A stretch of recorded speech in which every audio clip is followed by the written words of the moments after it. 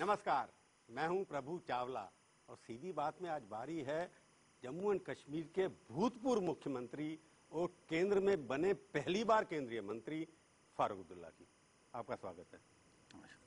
आप सोच रहे होंगे कि मैंने आपके मंत्रालय का नाम नहीं लिया, तो पता नहीं क्या है। मंत्रालय का मैं हिंदी में तो नहीं कह सकता, अंग्रेजी में जरूर कह सकता हूं। कोशिश करते हैं हिंदी में कहने की। आप पारंपरिक ऊर्जा मंत्री। नए पारंपरिक ऊर्जा मंत्री। इतना बड़ा मंत्री, इतना बड़ा मुख्यमंत्री, 1982 से मुख्यमंत्री आप बने हुए, प्रधानमंत्री आपको बहुत पसंद करते हैं, पर ये दुश्मनी क्यों ली? आपने छोटा काम क्यों दिया आपको? यही तो मंत्रालय बड़ा कर दिया या आपको छोटा कर दिया? ये बता सर। मंत्रालय को भी बड़ा कर दिया और मुझे भी बड़ा कर दिया। आपको भी बड़ा कर दिया? क्योंकि मंत्रालय जो था वो कोई जानता नहीं था भारत में। मुझे लाकर दोनों को फायदा हुआ। मुझे फायदा ये हुआ कि मैं भारत को देख सकूंगा, भारत को बना सकूंगा, और दूसरी बात यह है कि मंत्रालय जो आज तक बहुत नीचे था आज ऊपर उठ गया। आप प्रधानमंत्री ने आपसे बात की थी कि जी, डिपार्टमेंट देना? हाँ, क्योंकि आप एक दिन पहले मैं आपके टीवी पे देख रहा था। हाँ, आप थोड़े गुस्से नजर आ रहे थे। कुछ नहीं, गुस्से नहीं नजर आ रहा था कि मैं किसी को कह नहीं सकता था। अफसोस इसी बात का था कि जब तक राष्ट्रपति भवन से ऐलान नहीं होगा मैं कह नहीं सकता था। आपने थोड़ा बहुत डिस्कशन तो किया होगा कि आप ही को क्यों चुना उन्होंने? नहीं, मैंने कोई डिस्कशन नहीं किया। मैंने एक साफ कहा कि जहां भी मुझे आप समझेंगे कि मैं खिदमत कर सकता हूं मैं तैयार हूं। मुख्यमंत्री 7 हैं इस वक्त, 9 हैं, बल्कि दो हैं, दो गैंग। हमारा क्लब बनने वाला है। हाँ, क्लब और 9 क्लब बना के क्या करेंगे आप? उसमें यह है कि उसमें हम लोग अपनी किस्मत पे रोएंगे। घर से निकाला मिल गया सबको। 9 मुख्यमंत्री इस देश की कैबिनेट में कभी नहीं रहे पहले भी। तो यूनियन बनाएंगे आप लोग बैठ के? हाँ, बैठ के जी। अब इसीलिए यूनियन बना के हमने अपने यूनियन का फैसला करवाना पड़ेगा। हमें अपने हक के लिए लड़ना पड़ेगा। मुख्यमंत्रियों के हक वापस दो। मुख्यमंत्री वापस मत दो। नहीं, मगर हम लोग अपने दुख दर्द आपस में बात करके निकाल सकेंगे। तो इसका मतलब ये है कि आप अपने कम से कम डिपार्टमेंट का मुख्यमंत्री हमारे को रहने दो। यही मतलब हुआ। हो सकता है। आपको आपकी यूनियन का चेयरमैन कौन होगा फिर? देखिए, चेयरमैन तो वो होगा जो सबसे सीनियर मोस्ट है। सबसे सीनियर तो शरद पवार। मुझे या तो शरद पवार है, उम्र के लिहाज से, या वीरभद्र सिंह है, या उम्र के लिहाज से वीरभद्र सिंह है, या SM कृष्णा है मेरे ख्याल से। मगर इस वक्त मैं समझता हूँ कि सीनियर मोस्ट जो हैं वो वीरभद्र सिंह है। उसके बाद जो भी जूनियर है बाकी हम लाइन में आ जाते हैं। सारे मुख्यमंत्री लगभग 70 के खिलाफ है। 70 के ऊपर है सारे के सारे लगभग। नहीं, कुछ नीचे भी है। गुलाम नबी आजाद नीचे है। 9 मुख्यमंत्री जिस कैबिनेट में हों, वो तो कैबिनेट बहुत कुछ देश के लिए कर सकती है। साहब, मैं ये समझता हूँ कि अगर इंसान करना चाहे वो इतना कर सकता है कि स्काई इज द लिमिट, ईमानदारी से।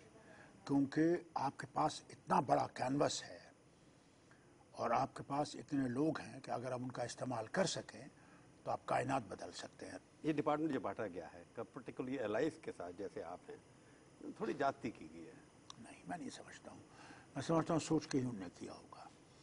अगर उन्होंने मुझे इस डिपार्टमेंट में लाया है, ये सोच के लाया है कि ये डिपार्टमेंट आज तक बिल्कुल डिफरेंट जैसा डिपार्टमेंट था, इसमें कोई इंपॉर्टेंस नहीं है। तो मिनिस्टर के साथ जुड़ा होता था किसी न किसी नहीं, और जुड़ा होता था या ये बिल्कुल चलता ही नहीं था। अब इनको ये चाहिए था कि भाई अब ये जो रिन्यूएबल एनर्जी वगैरह है, न्यू एनर्जी है, इसकी तरफ से सारी दुनिया में एक कशिश हो रही है तेज चलने की। चीन हमसे कितने ही माइल आगे चला गया है, हम अभी ड्राइंग बोर्ड पे ही हैं। इसमें तो न्यू एनर्जी का मतलब भारत के अंदर क्या है? हवा से बिजली बनानी, गोबर से बिजली बनानी, कूड़े से बिजली बनानी, धूप से बिजली बनानी। एक दिन आ रहा है आपके पास एक दिन आ रहा है जबकि बड़े बड़े पावर स्टेशन जो हैं वो उससे चलेंगे, कई हजार मेगावाट्स के पावर स्टेशन पे चलेंगे। आप देखते जाइए। पॉलिटिकल आप ठीक है, इसके हो सकता है कि फॉरेन कंट्रीज के अंदर, यूरोप के अंदर ये सबसे इंपॉर्टेंट डिपार्टमेंट माना जाता है। आपको लगता है कि फारूक अब्दुल्ला क्योंकि मुख्यमंत्री हैं, सीनियर लीडर हैं, उनको लेना है कैबिनेट में तो ले लिया, डिपार्टमेंट ढूंढने लग गए तो ये एक मिल गया, दे दिया आपको उठा करके। देखिए प्रसाद, अब फारूक अब्दुल्ला को भी परफॉर्मेंस अपनी दिखानी है कि फारूक अब्दुल्ला इस केपेबल है या नहीं है इसको आगे ले जाने के लिए। फारूक अब्दुल्ला डिपार्टमेंट को बड़ा कर देंगे इसका मतलब। नॉट ओनली डिपार्टमेंट को, बल्कि इसके साथ जो मेरी कोशिशें होंगी कि भारत के हर आदमी को ये पता लगे कि डिपार्टमेंट है क्या। आज किसी को पूछिए वो कुछ जानता ही नहीं है क्या है ये। आपको लगता नहीं फारूक अब्दुल्ला को लोग देखना चाहते थे कि टूरिज्म मिनिस्टर अच्छे होंगे, एक्सटर्नल अफेयर मिनिस्टर टूरिज्म तो अच्छे मैंने होंगे? पहले भी देखा है, क्या पता है कि पहली बार केंद्रीय मंत्री बने पहले आप, अगर मैं इसमें अच्छा कल्चर परफॉर्मेंस होती करूंगा तो आगे sky is the limit in that also. ये ऐसी बात नहीं है कि इंसान एक ही जगह टका रहेगा। मतलब आप परीक्षा दे रहे हैं, इसमें पास हो गए तो आगे बढ़ हाँ, आप हर एक परीक्षा देता जाता है। जाएंगे। इसमें अच्छा काम। जिसकी परीक्षा ठीक नहीं हुई वो निकला। पर आपको तो निकाल नहीं सकते। आप इससे पहले कि वो निकालेंगे मैं खुद ही निकल जाऊंगा। इसलिए क्योंकि इसमें आइडियोलॉजिकल कंपैटिबिलिटी क्या है आप दोनों में, मतलब विचारधारा क्या है? आप लोग इकट्ठे मिलकर चुनाव नहीं लड़े, बाद में आपने सरकार इकट्ठी बना ली। देखिए, सवाल इस बात का है, अगर इंसान ने वतन के लिए काम करना है तो कोई भी काम छोटा नहीं है। अगर आप इस दम से छोटे सोचेंगे कि नहीं साहब मुझे वही मेरा मिलनी चाहिए तभी मैं कुछ कर सकता हूं, तब आप एक गलत रास्ते पे हैं।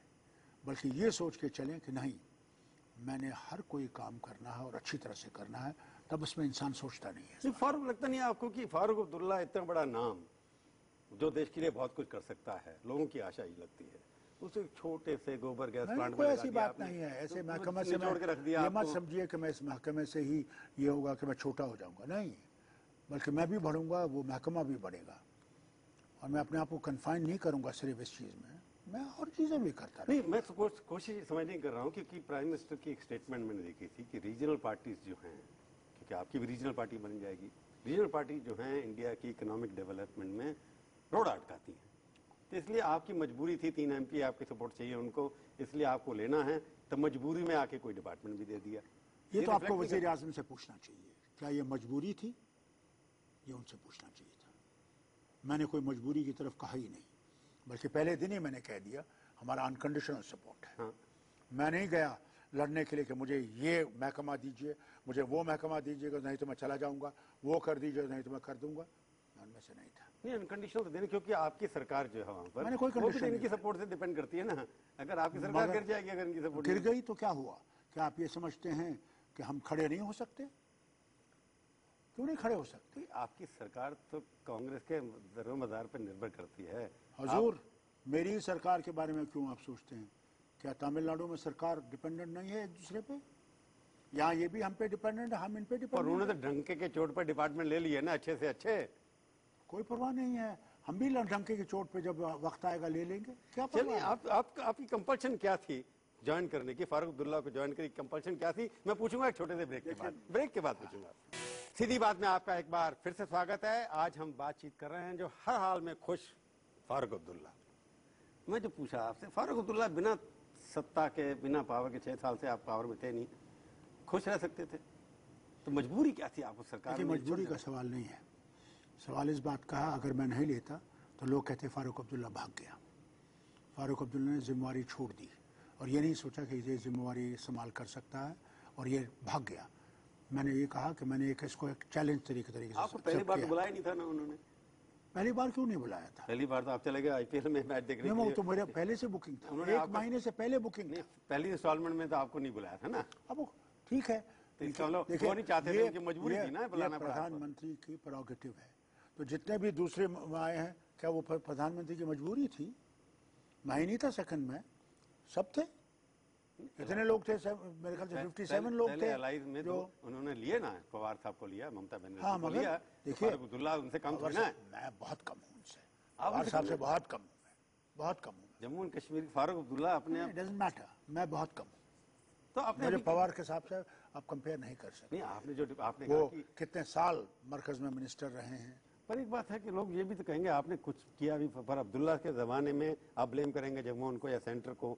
एक कौम कश्मीर को छोड़ के, कश्मीरी पंडित छोड़ के आ गए और आज तक वापस नहीं गए, उसका जिम्मेवारी भी थोड़ी बहुत आपको। क्यों लूं मैं जिम्मेवारी? क्यों, किस लिए? क्या मैं उसके बाद जिम्मेवार 6 साल हूं ले आपने जाने राज के किया ना लिए? दोबारा से। उस वक्त गवर्नर साहब का राज था। हाँ, तो जब गवर्नर उनके साहब के लिए जमाने गाड़ियां में लाई गए। गई, उनको गाड़ियों में बिठा के ले गया गया। आज तक क्यों नहीं उनको वापस लाया गया? नहीं, आज तो अब तो आपका राज है, मैं नहीं ला सकता था सेंटर में आपका राज। मैंने नहीं ला सकता था। मैंने अब तो उनसे ला कहा, सकते हैं। मैं किसी को ताकत के बिना पे नहीं लाऊंगा। मैं लाऊंगा कि उसकी अपनी मोहब्बत अपनी धरती से होनी चाहिए, और उस धरती वो उसको खुद खिंच के लाएगी।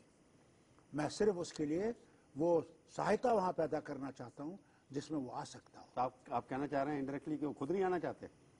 खुद आने का सवाल नहीं है, आपका मोहब्बत पहले वहां पे कंड्यूसिव एटमॉस्फेयर होना चाहिए। आतंकवाद इस नतीजे पर पहुंचना चाहिए, कम होना चाहिए कि इज्जत से चल सके। अगर उसके साथ भी एक मुझे बंदूक वाला रखना पड़े, उसके बेटी के साथ मुझे बंदूक वाला रखना पड़े, बेटे के साथ बंदूक वाला रखना पड़े, तो क्या जिंदगी है उसकी। ये पहली बार पहले वो रास्ता कायम कीजिए, क्योंकि मैंने पहली दफा भी की थी कोशिश कि इनको वापस लाएं। और पहला कांड हुआ था जबकि वो बेचारे गांधरबल के मेरी कॉन्स्टिट्यूंसी के एरिया में मारे गए थे, एक बच्चा सिर्फ बचा, जबकि इनकी गाड़ियां तैयार थी इनको वापस लाने के लिए, रुक गया वो। अगर मैं दूसरी दफा हमने कोशिश की। एक सेंटेंस में आपसे सवाल पूछूं कि कश्मीर के अंदर अभी सिचुएशन इतनी नहीं इम्प्रूव हुई है जिससे कि कश्मीरी पंडित वहां जा सकें। देखिए इम्प्रूवमेंट रोज हो रही है, मैंने कहा इतनी इम्प्रूवमेंट नहीं हुई, इतनी इम्प्रूवमेंट नहीं हुई है कि वो जा सके वहां पर। जब तक वो अपना घर संभाल सकें। कईयों के घर उड़ गए हैं, उनको वापस बनाना है, उनको फिर से बसाना है। आज अगर कि सारी हमारी पार्टी जो अपोजिशन हो, वो हम हो, वो हुर्रियत हो, चाहती है वो वापस आए। आप सीधी बात करते हैं, आप जो कह रहे हैं उसमें लॉजिक भी समझ आता है मेरे को। आप स्टेट अवे क्यों नहीं कहते कि अभी सिचुएशन इंप्रूव करने में टाइम लगेगा? साहब मुझे आप बताइए, हमारा नेबर जल रहा है आज, तालिबान आसमान पे बोल रहे हैं, अल्लाह जाने उनका रुख किस तरफ को होगा। इससे हम लोगों को हर खतरे को मद्देनजर रखना है। हमने भारत को आग नहीं लगानी है। अगर कहीं भी देखिए हरियाणा में सरदार साहब मारे गए, पंजाब जलने लगा। क्या आप चाहते हैं कि बेचारे कश्मीरी पंडित घर आए, उसके बाद मारा जाए और फिर हम सारे भारत को जलता हुआ देखें? ये होना चाहिए? मैं नहीं चाहूँगा, मैं नहीं चाहूँगा वो खून हमारे हाथों पे लगे। तभी उनको वेट करना होगा कुछ और, थोड़ी देर ठहरना पड़ेगा जब तक कि हिंदुस्तान और पाकिस्तान के हालात अच्छे हो जाएंगे। ये डायनेस्टिक जो सक्सेशन हो रहा है, बाप के बाद बेटा, बेटे के बाद पोता, पोता के बाद हर जगह हो रहा है, ये लगता है डेमोक्रेसी के लिए ठीक है आपको? देखिए आपने कहा कि देखिए, मैं बेटा मेरा आपको मुख्यमंत्री बन सुनिए, मैं गया। आपको बताऊं, एक बात कभी भूलिए मत, उस घर में जो लड़का या लड़की पलती है वो इसमें ग्रो करती है, उस चीज को देखती उसके है, खून में राजनीति भर जाती है। उसके मैंने अपने बेटे से भी कहा, जैसे मेरे बाप ने मुझसे कहा था मत जाओ इसमें, मगर मैं गया। मैंने अपने बेटे से भी कहा था मत आओ सियासत में, मगर उसने कहा नहीं डैडी मैं कंट्रीब्यूट करना चाहता हूँ, मैं कैसे रोकूं। लोगों ने उसको जिताया और लाया उसको।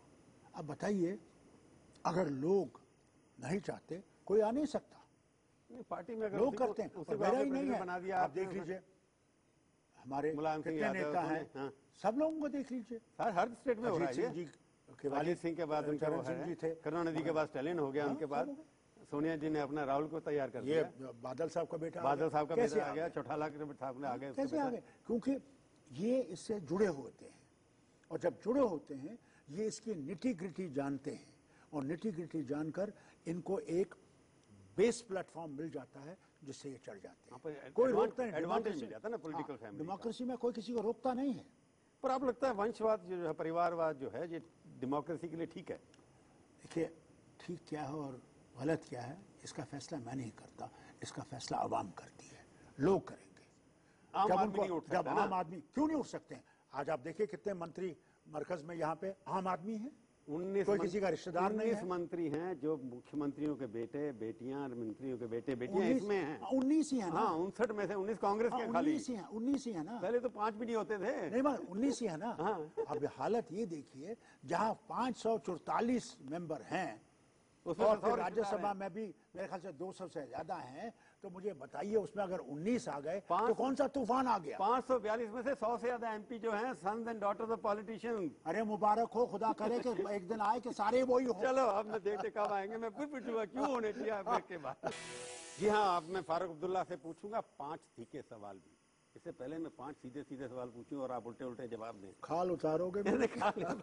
ये बताइए, ये डायनेस्टी में जो आप लोग हैं, अपने बाद जो है ना, बाप के बाद बेटा, बेटा के बाद बाप, ये सब कब खत्म होगा? होगा कि नहीं? आप मुझे ये बताइए, हुड्डा जी के बेटे को देख लीजिए, 4 लाख से ज्यादा वोटों से वो 4,75,000 देख लीजिए। सारे इंदिरा गांधी, सोनिया गांधी जी का बेटा देखिए 3 लाख से ज्यादा वोटों से जीता।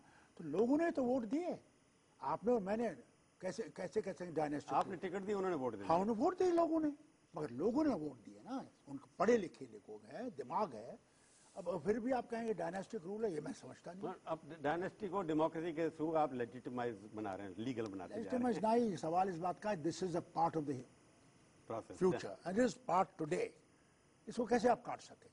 ये है लोगों ने वोट दिया। क्या मैं आपसे सीधे सीधे 5 सवाल पूछता हूँ। पूछ लीजिए। एक बार उपराष्ट्रपति बनने से रह गए आप, आपको भी पता है, मेरे को भी पता है, आपको भी पता है और आपको पता है क्यों नहीं बने। तो अगली बार मुकाम वही है कि नहीं आपका? देखिए, वो इज्जो मंतशा वो जिल्लो मंतशा, देने वाला वो है, जिस दिन उसने देना होगा कोई रोक नहीं सकता। मन में तो है ना, हर वक्त मन में है। मैं तो कहता हूँ राष्ट्रपति बनना ही बनना है। राष्ट्रपति बनना ही बनना है। हाँ, बन के ना चलिए। 1 मैन 1 पोस्ट। अब आप अध्यक्ष हैं, आप इस्तीफा देंगे कि नहीं?